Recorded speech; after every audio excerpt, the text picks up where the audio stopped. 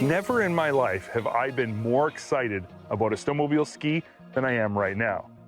Maybe I'm being a little dramatic, but for way too long, I've been testing fantastic Viper and Sidewinder snowmobiles with a long list of excellent traits that are almost entirely overshadowed by bad handling due to a ski that doesn't work on this chassis.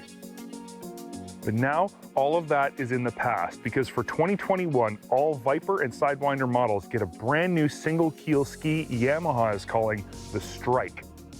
I'm sure you can already see where this is heading, but I'm gonna save talking about handling for the very end of this test ride to draw out the suspense about what I'm actually going to say. Let's start by talking about the sled we have right here. This is a 2021 SRVIPER LT-X GT. Basically, this is the comfiest Viper model Yamaha has in their US lineup and the only Viper model they have in their Canadian lineup. The LT in its name signifies its 137-inch skid frame and track, and the GT signifies the more comfort-focused trim level. The GT includes things like a medium-height windshield, heated seat, and 20-inch tunnel bag. Ergonomically, the LT-X GT fits and feels just like all other trail-based Sidewinder and Viper models. The handlebar position is excellent, and the switchgear is all easy to find and easy to use. I've said this quite a few times in the past, and I'll say it again now. The seat, while comfortable, is just a tiny bit too low. For a guy my size, I feel like it needs either 1 to 2 inches more foam on top or slightly firmer foam so I don't sink in so far. It's not a huge problem, but it's something to consider. Under the hood, you're going to find Yamaha's much revered Genesis 1049cc triple that puts out a respectable 125 horsepower. This engine has developed a sort of cult following for a number of reasons, not the least of which is its smoothness. At idle, it simply purrs. It's so buttery smooth it's almost calming to ride. The exhaust note is mellow but pleasing. Clutch engagement on takeoff is perfect and again, smooth as silk, not at all jumpy. All that smoothness, though, does a great job of masking the true potential of this 3-cylinder mill.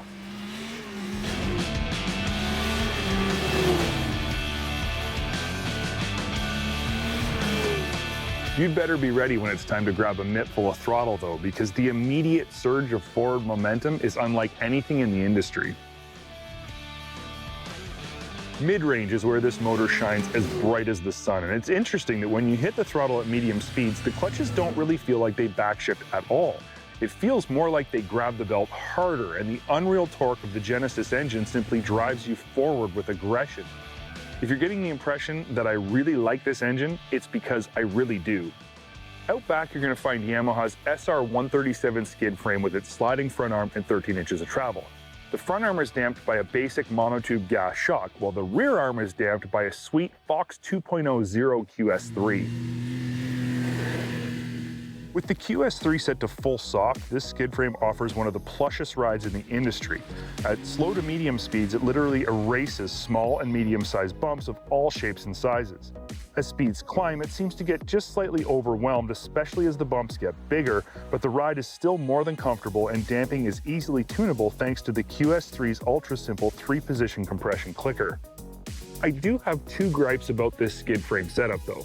First, why not just include a QS3 on the front arm as well? It would improve the ride quality even further. And at the end of the day, this isn't a budget sled, so the small price increase would be entirely worth it. Second, while this skid definitely rides great, its aggressive coupling setup limits how playful the sled feels because it doesn't allow any rearward weight transfer when you get on the gas. Under hard acceleration, the sled stays completely flat and just launches forward. Over hills and bumps on the trail, the sled never wants to lift its nose for a bit of yee-haw, if you know what I mean. While perhaps not quite as playful as a skid frame that transfers more, the way this skid is set up definitely helps with handling by keeping the skis on the ground.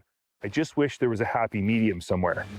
Up front, the Viper LT-X GT rides on Yamaha's ARCS wide-space double A-arm suspension and is damped by a set of Fox 1.5 QS3s. This setup offers excellent ride quality in all conditions and precise and predictable handling now that it's paired with the new Stryke single keel ski.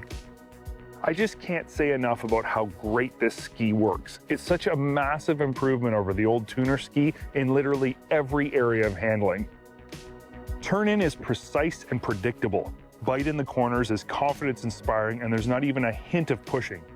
Overall steering effort may be just slightly higher than the tuner ski, but there's not a person whose head sucks air that wouldn't gladly take a tiny bit more steering effort to get all the other benefits this ski provides.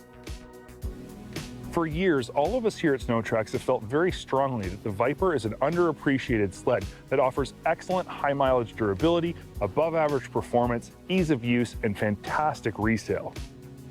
Finally, I get to talk about all that without having to overshadow it with comments about poor handling. I can simply enjoy all the goodness that is a Yamaha Viper. And after putting big miles on this one, I can confidently say there is a lot of goodness to enjoy.